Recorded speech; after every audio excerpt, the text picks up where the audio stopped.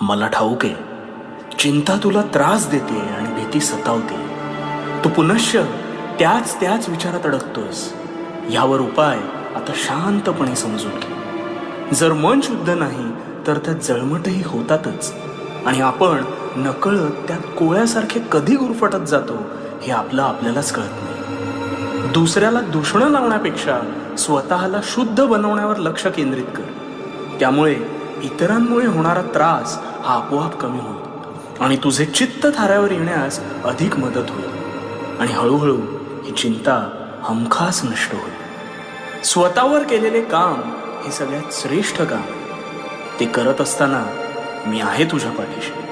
कर्म शुद्ध ठेव आणि भिवू नकोस.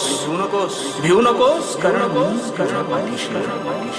भिवू नकोस, मी तुझ्या पाठीशी.